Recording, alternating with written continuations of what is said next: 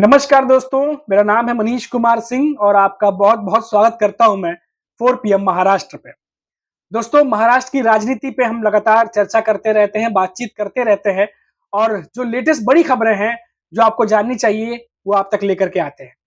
और आपको याद होगा कि जो यूबीटी पक्ष के जो प्रमुख हैं उद्धव ठाकरे, वो 3 दिन के दौरे पर दिल्ली गए थे और ये अटकलें लग रही थी कि जब वो वापस महाराष्ट्र लौटेंगे तो यहाँ की राजनीति में एक उबाल आएगा, एक गर्मी आएगी और वो गर्मी जो है अभी से दिखने लगी है।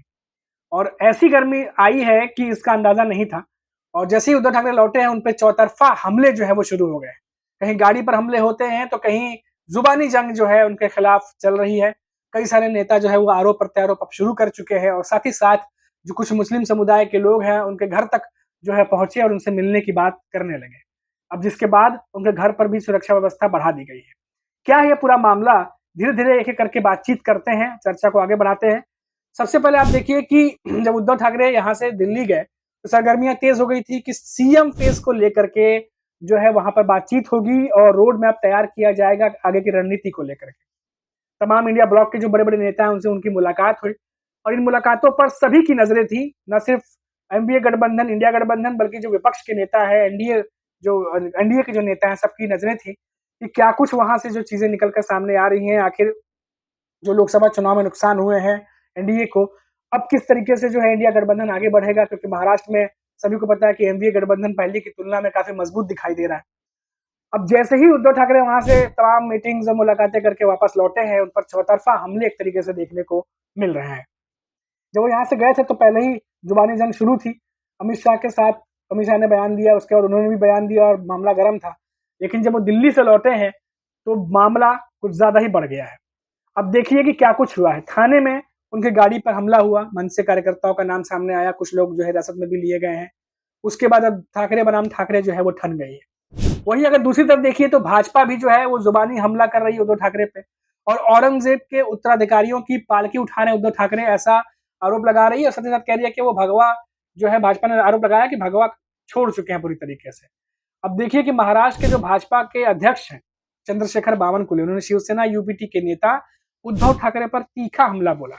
उन्होंने कहा कि उद्धव ठाकरे ने भगवा छोड़ दिया है और जनता के लिए शिवसेना यानी यूबीटी प्रमुख जो है उद्धव ठाकरे उनको माफ नहीं करेगी।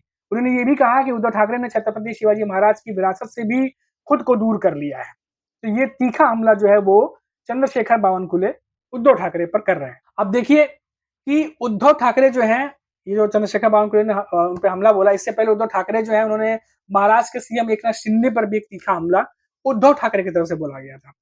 अब कहा था कि जब एकनाथ शिंदे जब दिल्ली गए थे तो उद्धव ठाकरे ने कहा था कि वो दिल्ली के सामने झुकते हैं और साथ ही साथ जब ठाणे में उद्धव ठाकरे शिवसेना कार्यकर्ताओं को संबोधित कर रहे थे तो उन्होंने कहा कि पार्टी के कार्यकर्ताओं ने अब वाघ नख पहन लिया है और वो अब दाली से नहीं डरते। पिछले महीने केंद्रीय गृह मंत्री अमित शाह ने उद्धव ठाकरे को औरंगजेब फैन क्लब का प्रमुख होने का आरोप लगाया था, जिसके बाद उद्धव ठाकरे ने जो है पलटवार करते हुए अमित शाह को अहमद शाह अब्दाली करार दिया था। आपको बता दें कि वाघनग जिसका जिक्र हो रहा है वो वाघनग वही वाघनग है जो छत्रपति शिवाजी महाराज ने 1659 में बीजापुर सल्तनत के सेनापति अफजल खान को मारते समय जो है वो पहना था। अब इस हथियार का जो है वर्तमान में सतारा संग्रहालय में हालांकि वो रखा हुआ है, लेकिन यहाँ बात हम कर रहे हैं उद्धव ठाकरे की, तो लगातार अब उन पर जो है चौतरफा हमले हो रहे हैं। अब ये भी लग रहा है कि ये हमले इसलिए हो रहे हैं क्योंकि अगर एनडीए गठबंधन सीएम फेस को लेकर के अगर उद्धव ठाकरे के नाम पे विचार विमर्श कर रहा है, चर्चा कर रहा है, तो इस तरीके से कहीं ना कहीं उद्धव ठाकरे की जो इमेज है, जिस तरीके से हमने देखा कि सिंपैथी लहर उन्हें लोकसभा चुनाव में मिला और जो इमेज उनकी जिस तरीके से बन के आई है, क्या उसको थोड़ा जो है वो तोड़ने की कोशिश की जा रही है और उन पर दबाव बनाने की कोशिश की जा रही है ताकि जो उन पर जो चर्चा हो रही थी, जिस तरीके से वो उभरे हैं महाराष्ट्र की राजनीति में, उसको थोड़ा सा कम किया जा सके। क्या सीएम फेस को लेकर के अगर एनडीए गठबंधन में चर्चा हो रही थी, तो इस तरीके की जो लगातार बातें सामने आ रही हैं, उसके बाद भी उनके नाम पे विचार विमर्श किया जाएगा। कई सारे ऐसे सवाल हैं क्योंकि विधानसभा चुनाव 3 महीने बाद है और सभी पार्टियां जो है इस पर रणनीति अपनी तैयार कर रही हैं। अब देखिए ये तो अभी 2-3 बातें मैंने आपको बताई। इसके अलावा देखिए कि उनके घर पर जो मातोश्री है वहाँ भी मुस्लिम समुदाय के कुछ जो लोग हैं वो पहुंचे थे और वहां पर उनसे बातचीत करने की बात कर रहे थे। उद्धव ठाकरे के घर मातोश्री के बाहर मुस्लिम समुदाय के लोगों का जमावड़ा मिला, जिसके बाद वहाँ की जो सुरक्षा व्यवस्था है उसको तेज कर दी गई, बढ़ा दी गई है। अब देश भर में वक्फ बोर्ड संशोधन बिल का मुद्दा गरमाया हुआ है। इस बीच महाराष्ट्र में शिवसेना जो यूबीटी प्रमुख है उद्धव ठाकरे, उनके घर मातोश्री के बाहर भी जो मुस्लिम समुदाय के लोग हैं उनको देखा गया। जानकारी के मुताबिक अभी वहाँ पर पुलिस जो है काफ़ी बल तैनात है वहाँ पर, और बताया जा रहा है कि इस मुद्दे पर जो मुस्लिम समुदाय है, जो शिवसेना यूबीटी प्रमुख उद्धव ठाकरे से मुलाकात करके बातचीत करना चाह रहा था, और उनका क्या इस पर कहना है, मामला है, वो समझना चाह रहे थे। आपको बता दें कि इसको लेकर के जो वारिस पठान है, उन्होंने भी उद्धव ठाकरे पर जो है वो जोरदार हमला किया है, और कई सारे बातें और आरोप उन पर भी लगाए गए हैं। आपको बता दें कि एकनाथ शिंदे गुट की शिवसेना के जो नेता थे, संजय निरुपम, उन्होंने भी इस मुद्दे पर उद्धव ठाकरे की पार्टी से सवाल किया है। उन्होंने कहा कि शिवसेना यूबीटी बताया कि उनके सांसद अनुपस्थित क्यों थे जब ये बिल पेश किया गया। उन्होंने एक प्रेस कॉन्फ्रेंस के दौरान ये भी कहा कि क्या आप लोग नहीं चाहते कि वक्फ बोर्ड के कामकाज में सुधार और पारदर्शिता आए।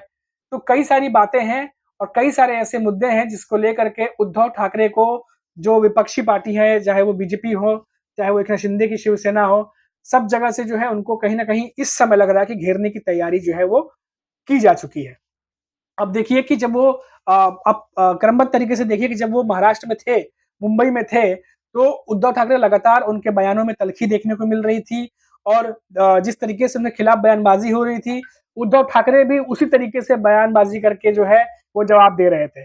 उसके बाद जब वो इंडिया गठबंधन के इंडिया ब्लॉक के नेताओं से मिलने गए, वहाँ राहुल गांधी से मुलाकात हुई, सोनिया गांधी से मुलाकात हुई, मल्लिकार्जुन खड़गे से मुलाकात हुई, आप पार्टी के कई लोगों से मुलाकात हुई, केजरीवाल जो अरविंद केजरीवाल उनके परिवार से मुलाकात हुई। तो जाहिर सी बात है, ये माना जा रहा था कि कई सारी रणनीति को लेकर के बातचीत हुई है। अब जब वो महाराष्ट्र लौटेंगे तो महाराष्ट्र की राजनीति में बहुत सारा बदलाव देखने को मिलेगा, और इतनी जल्दी देखने को मिलेगा ये किसी को उम्मीद नहीं थी। लेकिन अब जिस तरीके से जैसे ही वो महाराष्ट्र पहुंचे हैं, मुंबई पहुंचे हैं, अब देखिए कि बीजेपी हो, चाहे एकनाथ शिंदे की शिवसेना हो, चाहे वो एमएनएस हो, सब तरफ से उनको जो है चौतरफा हमला जो है वो झेलना पड़ रहा है। अब ऐसे में सबसे बड़ा सवाल ये है कि अगर सीएम फेस को लेकर के उनके नाम पर चर्चा चल रही थी, तो क्या अब इस तरीके से घेराव जो उनका किया जा रहा है, इसके बाद क्या उनके नाम पे सीएम फेस को लेकर के चर्चा जो है वो बढ़ेगी, या उस पर सोच विचार होगा, ये भी अपने आप में बहुत बड़ा सवाल है।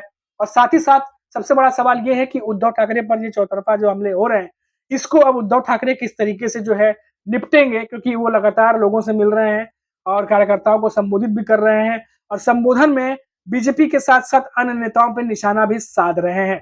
अब देखना होगा कि ये जो तल्खियां बढ़ी हैं तमाम नेताओं के बीच में, तमाम बयानबाजी जो हो रही है, ये अब किस तरीके से जो है आगे बढ़ता है, और क्या-क्या मोड़ जो है इसमें आते हैं। तो अभी के लिए फिलहाल इतना ही, फिर लौटेंगे तो बात करेंगे महाराष्ट्र के किसी बड़ी खबर पर। तब तक आप देखते रहिए 4 पीएम महाराष्ट्र, और हम आपके लिए लेकर के आते रहेंगे महाराष्ट्र की राजनीति से जुड़ी सारी बड़ी खबरें आप तक पहुंचाते रहेंगे। तब तक आप बने रहिए हमारे साथ, और मुझे इजाजत दीजिए। नमस्कार।